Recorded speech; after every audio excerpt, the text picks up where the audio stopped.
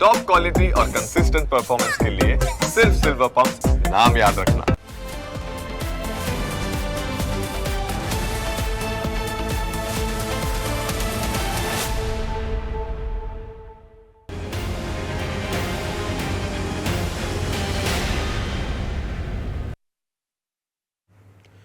કહેવાય છે કે પ્રેમ કરવો તો આસાન હોય છે, પરંતુ તેને નિભાવવો ખૂબ જ મુશ્કેલ. સામાજિક દબાણો વચ્ચે પ્રેમ ટકી શકતો નથી. વાતને ચરિતાર્થ કરતી એક ઘટના ગાંધીનગર જિલ્લાના દહેગામમાં બની છે. આ કેસમાં એક જબરદસ્ત ટ્વિસ્ટ છે. આ ટ્વિસ્ટ શું છે તે અમે તમને જણાવીશું, પરંતુ સૌથી પહેલાં અમે તમને સીસીટીવી ફૂટેજ દર્શાવીએ. દહેગામના એક મકાનની અંદર કેદ થયેલા આ સીસીટીવી ફૂટેજ છે, જેમાં જોઈ શકાય છે કે ટુ વ્હીલર પર બે લોકો આવે છે અને મકાનની અંદર પ્રવેશ કરે છે. તે બંને મકાનની અંદરથી એક મહિલાને બહાર લઈ જવાના પ્રયત્નો કરે છે. યુવતી તેમની સાથે ન જવા માટે ચીસો પાડી રહી હતી. આ દરમિયાન જે બે યુવકો મકાનમાં ઘૂસ્યા હતા, તેમની પાછળ આવેલા બીજા લોકોનું ટોળું બહારથી દરવાજો ખોલવાની કોશિશ કરે છે, પરંતુ યુવતી અને તેના પરિવારજનો દરવાજાને બંધ રાખવાના પ્રયત્નો કરે છે, કારણ કે તેમને ખ્યાલ હતો કે જો ટોળું અંદર ઘૂસી જશે તો કોઈને હાનિ પહોંચાડશે અને યુવતીને ઉઠાવીને લઈ જશે. જો કે લાકડીઓ અને વધારે લોકોના ટોળાના કારણે દરવાજો ખુલી જાય છે અને મકાનમાં ધસી આવેલું ટોળું યુવતીનો હાથ પકડીને તેને ગાડીમાં બેસાડીને ફરાર થઈ જાય છે. આખો વિડીયો જોયા પછી એક વાતનો ચોક્કસ ખ્યાલ આવે કે યુવતી કારમાં બેસવા નહોતી માંગતી, તેમ છતાં તેને અંદર બેસાડવામાં આવી, એટલે કે તેનું અપહરણ કરવાનું આવ્યું. જેને લઈને યુવતીનો પતિ ફરિયાદ નોંધાવે છે કે તેની પત્નીનું અપહરણ કરવામાં આવ્યું છે. દહેગામના 23 વર્ષીય રવિ હિતેન્દ્રકુમાર પટેલે નોંધાવેલી ફરિયાદ મુજબ 1.5 વર્ષ પહેલાં તેણે યુવતી સાથે પ્રેમ સંબંધ બાંધ્યા, ત્યારબાદ કોર્ટ મેરેજ કર્યા. લગ્ન પછી 4 મહિના સુધી તેઓ બહાર રહ્યા અને છેલ્લા 2 મહિનાથી દહેગામમાં પોતાના પરિવાર સાથે રહેતા હતા. આ દરમિયાન 14મી સપ્ટેમ્બરે બપોરના 2:30 વાગ્યાના અરસામાં રવિના ઘરે તેની પત્નીના મામા કાનજીભાઈ રબારી, કેવુલભાઈ રબારી, દક્ષ રબારી, ગોવિંદ રબારી અને અન્ય 3 અજાણ્યા માણસો સહિત કુલ 6 લોકો ધસી આવ્યા. તેઓ એક એક્ટિવા, કિયા સોનેટ અને ક્રેટા ગાડી લઈને આવ્યા હતા.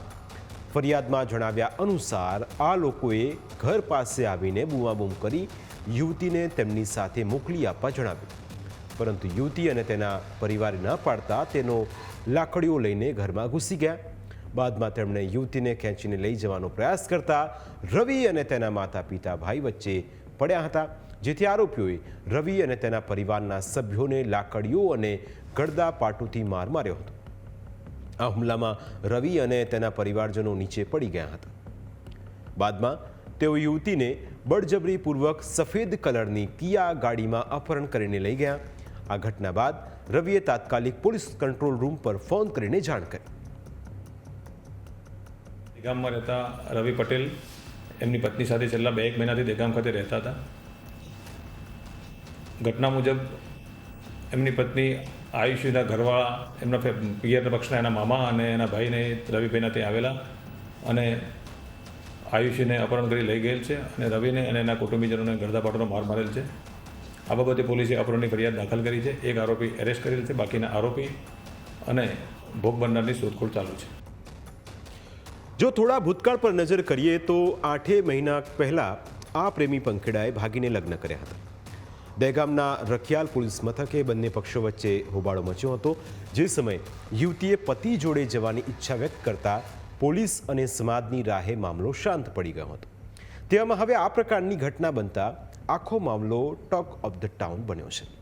આ બધાની વચ્ચે સૌથી મોટો વળાંક ત્યારે આવ્યો જ્યારે અપહરણ કરીને પિયરમાં લઈ ગયા બાદ યુવતીનો વિડીયો સામે આવ્યો. અપહરણ કેસમાં પરિણીત યુવતીએ પલટી મારી અને ઉલટાના પોતાના પતિ રવિ પટેલ સામે જ આક્ષેપોનો મારો ચલાવ્યો. તેણે આક્ષેપ કર્યો કે રવિ પટેલે જબરદસ્તી તેને ઘરમાં ગોંધી રાખી.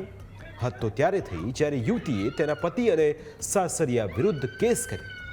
વાયરલ થયેલા આ વિડીયોમાં યુવતી શું કહી રહી છે તે સાંભળો.